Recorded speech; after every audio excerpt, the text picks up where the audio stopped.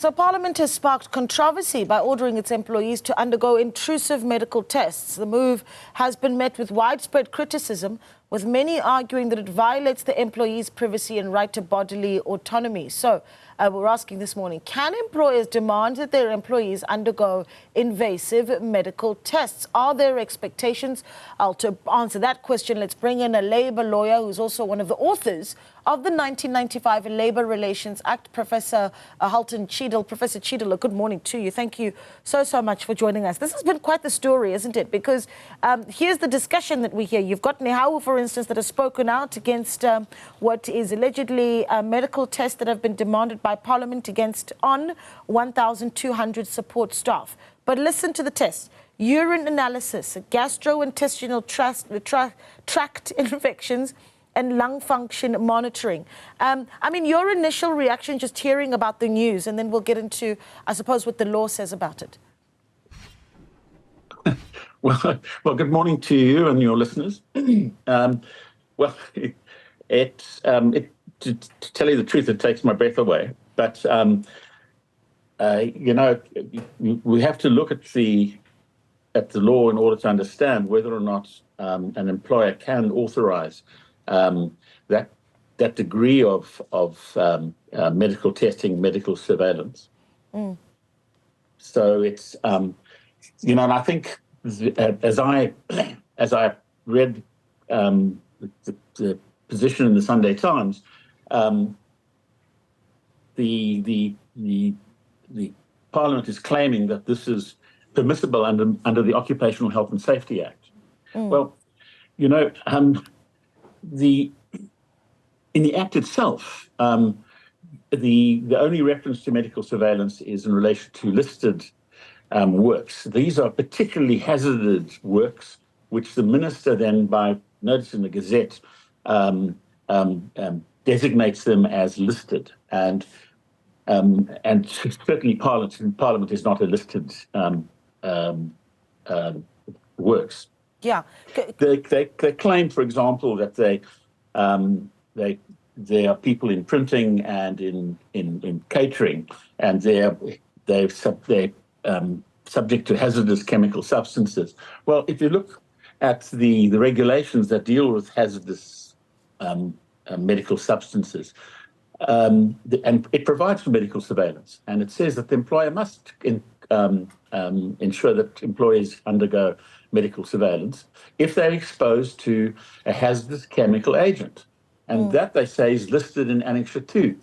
Now, if you look at Annexure 2, you see it deals with these extraordinary hazardous chemicals like aminophenol, benzidine, naphthalene, and they're basically 7, PCTs and PBTs. You don't find these in printing shops and in kitchens. So the reference to regulation for hazardous chemicals is just completely incorrect.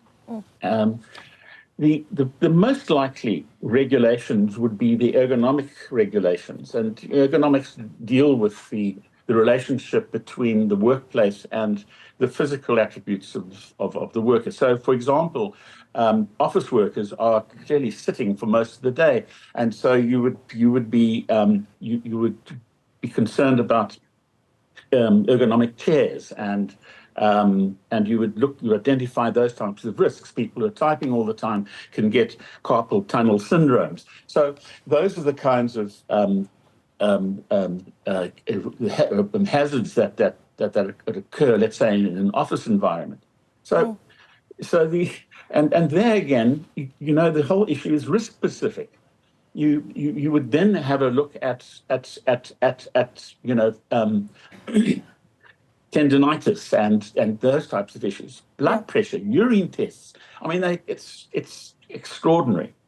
So there's no basis under the Occupational Health and Safety Act and its regulations for the kind of medical surveillance that they are undertaking. And certainly there's no basis at all that they have to produce their medicines, prescribed and non-prescribed. I mean, it's an extraordinary invasion of privacy.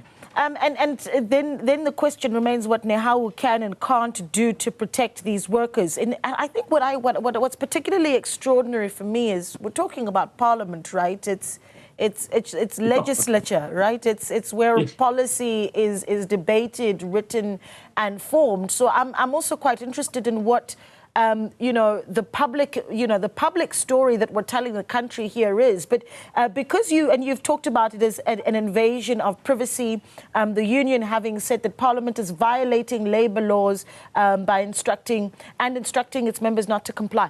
Talk to me about what it is that Nehawu can do here to protect its staff members and just the public image that this is all setting.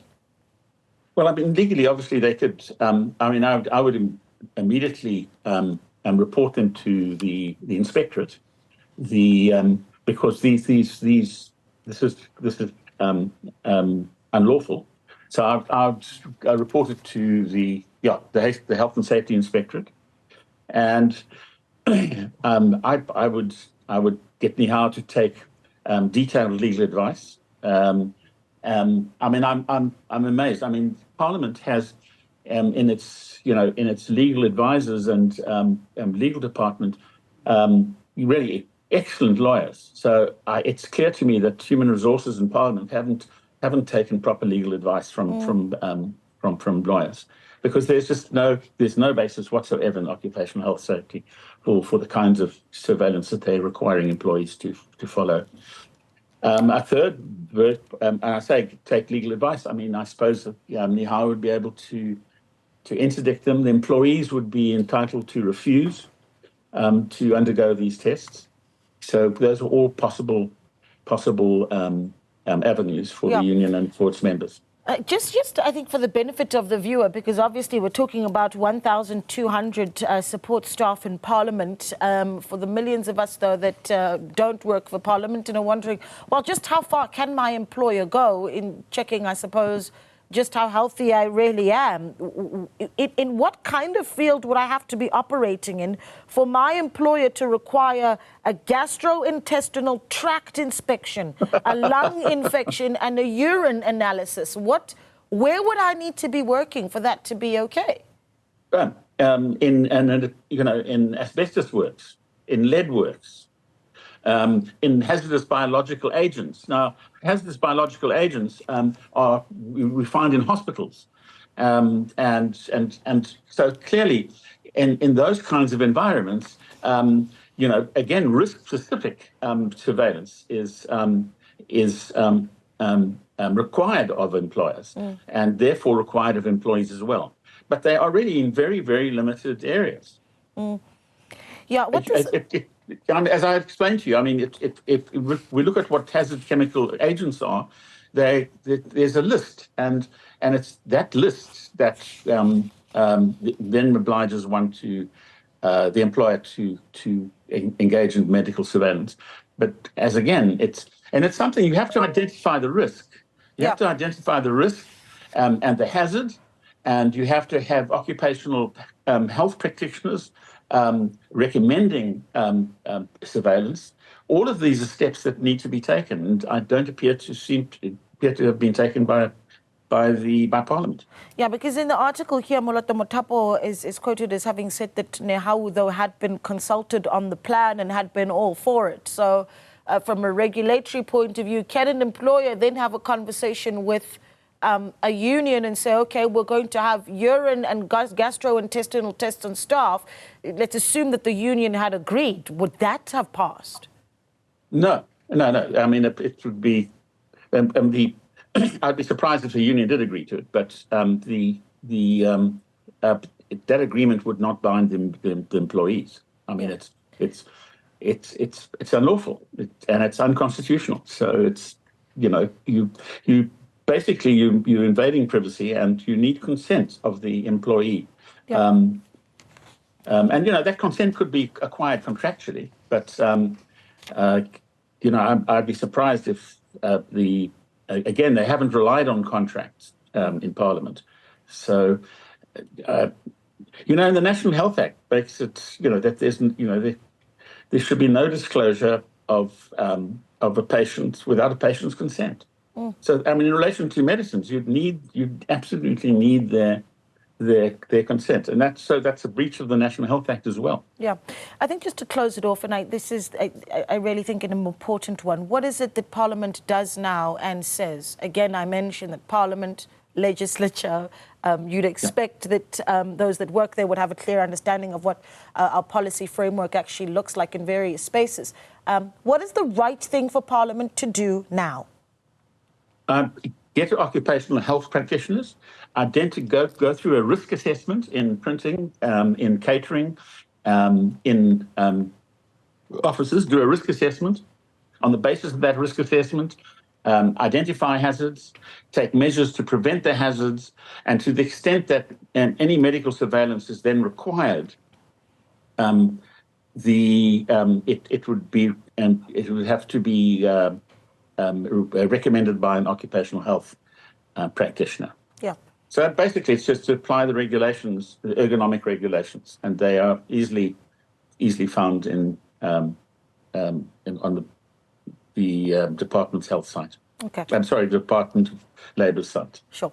Prof, it's been an absolute pleasure speaking to you, insightful to say the very least. Thank you so much for speaking to us. Professor Halton Cheadle there, who is Professor for Public Law with UCT. And he, of course, is one of the labour lawyers who's one of the authors of the 1995 Labour Relations Act, Prof. Halton Cheadle. Okay.